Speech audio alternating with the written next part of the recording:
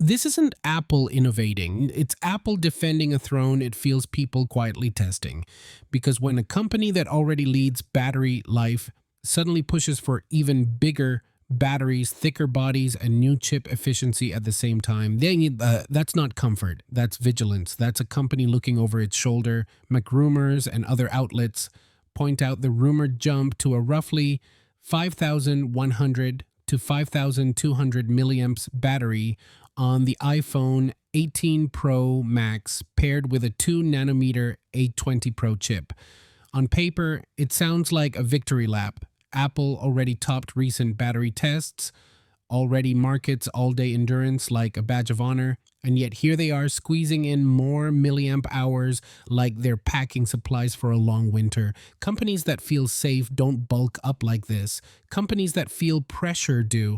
And the funny part, most people weren't complaining. If you walk outside of tech Twitter and ask normal users about their iPhone battery, the common answer is, yeah, it lasts long enough, not I desperately need 3 more hours, not my life will change with 5% more capacity. Long battery life has quietly become the default expectation, which makes this move less about solving pain and more about making sure nobody else claims the crown. Because Samsung has been hammering the power user narrative for years, big batteries, fast charging, spec sheet dominance, Google keeps pushing AI features that quietly sip power in the background. If Apple ever lost the battery perception war, it would shake one of the few areas where even critics admit they lead. So this feels less like innovation and more like preemptive defense, a chess move before the opponent even touches a piece. What's revealing isn't the bigger battery, it's the rumored thickness. Apple spent years worshiping thinness like a religion. Now suddenly a slightly thicker phone is acceptable. That's a philosophical shift. That's Apple saying users care more about endurance than elegance, and that only happens when internal data, the kind we never see and shows battery anxiety, still drives upgrade decisions. Then there's the chip. The A20 Pro on a 2 nanometer process isn't just a performance flex, it's narrative armor. Efficiency plus bigger battery equals a simple headline: longest battery life ever on an iPhone. Clean, repeatable, marketable. Apple loves claims that fit on a billboard, and best battery is easier to communicate than 17% better sustained multi-core performance. If you've watched Apple long enough, this pattern is familiar. When they double down on a strength, it's usually because they see a future threat. Remember when cameras became the obsession? That was the moment smartphones stopped being phones and started being social tools. Battery may be entering a similar symbolic role in the AI era.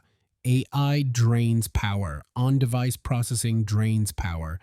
The company that solves that quietly wins. Now zoom out to the foldable rumor, a potential 5,500 plus milliamps battery. That's interesting, not because it's big, but because foldables are where Samsung has tried to define the future. Apple entering that space with class-leading battery messaging would be a psychological play. You can have the new form factor without the old compromise. It subtly reframes Samsung as experimental and Apple as refined. And yet, most regular buyers won't track any of this. They'll see new iPhone, good battery, nice camera, same iOS, done. Tech enthusiasts will debate milliamp hours like it's fantasy football stats. Meanwhile, the silent majority just wants their phone to survive a day of TikTok, maps, and group chats. Apple knows this. They design for habits, not hobbyists. Even the minimal design changes, rumored by Forbes and others, tell a story.